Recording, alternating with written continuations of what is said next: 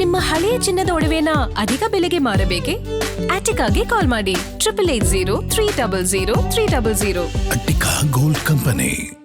ಹೈಕಮಾಂಡ್ನ ರಾಷ್ಟ್ರ ರಾಜಕಾರಣದ ಆಫರ್ ಅನ್ನ ಸಿದ್ದರಾಮಯ್ಯನವರು ತಿರಸ್ಕಾರ ಮಾಡಿದ್ದಾರೆ. ಅದು ನಯವಾಗಿನೇ, ವಿನಮ್ರವಾಗಿನೇ.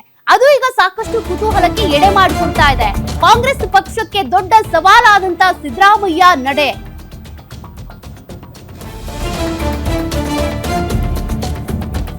ಹಂಗಾಮಿ ಸಿಎಂ ಸಿದ್ದರಾಮಯ್ಯ ಮುಂದಿನ ನಡೆ ಏನು ಹಾಗಾದ್ರೆ?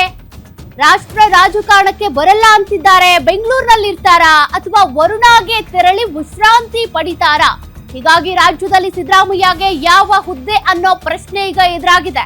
ಸಿದ್ದು ಹಾಕಿರುವ ಷರತ್ತುಗಳನ್ನ ಹೈಕಮಾಂಡ್ ಈಡೇರಿಸದೇ ಇದ್ರೆ ಸಿದ್ದರಾಮಯ್ಯ ಸುಮ್ಮನೆ ಇರ್ತಾರಾ?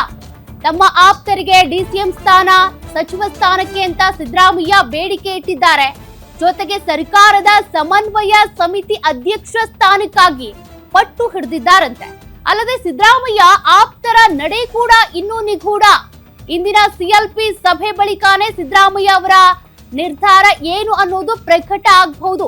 ಕಾರಣ ಸಿದ್ದರಾಮಯ್ಯನವರು ರಾಜ್ಯಸಭೆಗೆ ಬರಬೇಕು ಅಂತೇಳಿ ಎಐಸಿಸಿ ಅಧ್ಯಕ್ಷ ಮಲ್ಲಿಕಾರ್ಜುನ್ ಖರ್ಗೆ ಅವರೇ ಆಫರ್ ಕೊಟ್ರು.